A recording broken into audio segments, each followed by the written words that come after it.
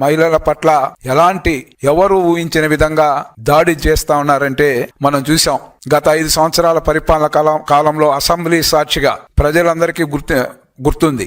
ఏనాడు కూడా నారా చంద్రబాబు నాయుడు గారు మహిళలను గాని ఎవరిని కూడా పదప్రయోగంలో పార్టీ నేతలు గాని ఎవరు కూడా ఒక్క మాట కూడా పొరపాటున కూడా అనే పరిస్థితులు లేవు. అలాంటి సందర్భంలో ఆ రోజు సాక్షాత్తు మా వదిన గారైన భువనేశ్వరమ్మ పైన ఎలాంటి అసెంబ్లీలో చేశారో చూసాం. ఏ రోజు కూడా కంట తడి పెట్టని నారా చంద్రబాబు నాయుడు గారు ఎన్ని కష్టాలు వచ్చినా, ఎంత పీక్ లో సమస్యలున్నా కూడా దాన్ని ధీటుగా కూడా ఎదుర్కొనే ధైర్యం గల చంద్రబాబు నాయుడిని మనోధైర్యాన్ని దెబ్బతీసే విధంగా ఆ రోజు మా వదినమ్మ భువనేశ్వరమ్మ పైన ఏ విధమైన వ్యాఖ్యలు చేశారో చూసాం. ఆ రోజు అందరూ కూడా బాధపడ్డారు. కానీ ఈ రోజు అదే నేపథ్యం మళ్ళీ తీసుకొచ్చి ఈ రోజు మహిళల పట్ల ఏ విధమైన భాష మాట్లాడుతూ ఉండారో, వేసులు అంటారు, సుంకర జాతి అంటారు, ఏ విధంగా ఇబ్బంది పెట్టారో.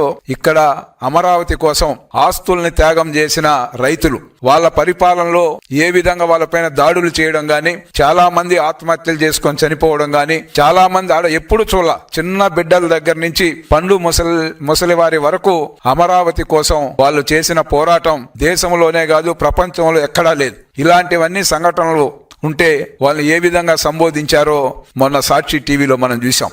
అందరూ కూడా ఇలాంటి ఘటన జరిగినప్పుడు పార్టీలకు అతీతంగా, రాజకీయాలకు అతీతంగా, ఈ రోజు కుల మతాలకు అతీతంగా కూడా అందరూ బాధపడ్డారు స్త్రీల పట్ల వాళ్ళ యొక్క వ్యాఖ్యలు. అదే విధంగా కృష్ణంరాజు గాని వీళ్ళందరూ కూడా ఏదైతే సజ్జల నిన్న ప్రెస్ మీట్ పెట్టి మాట్లాడితే దీనికి ఏమనాలో అర్థం కాని పరిస్థితులు తలెత్తాయి. ఎందుకంటే ఆయన ప్రెస్ మీట్ అంటానే పాత్రికేయులు గాని, మీడియా మిత్రులు గాని, రాష్ట్రంలో ఉన్న వాళ్ళందరూ కూడా క్షమాపణ చెప్పేదానికి ప్రెస్ మీట్ పెట్టారేమో అనుకున్నారు. కానీ ఆయన మరింత రెచ్చగొట్టే ధోరణిలో, మరింత ఈ రాష్ట్రాన్ని ఏ విధంగా అయినా ప్రశాంతమైన దీన్ని కలుషితం చేసే విధంగా నిన్న మళ్ళా సజ్జల రామకృష్ణారెడ్డి దగ్గర మాట్లాడిచ్చారంటే, జగన్మోహన్ రెడ్డి గాని, వాళ్ళ శ్రీమతి భారతీ రెడ్డి గాని, మేము ఈ రోజు సజ్జల రామకృష్ణారెడ్డి గాని వీళ్ళ ముగ్గురు కూడా రాష్ట్రంలో ఉన్న మహిళలందరికీ బేషరతుగా బహిరంగ క్షమాపణ చెప్పాలని డిమాండ్ చేస్తా ఉన్నాం.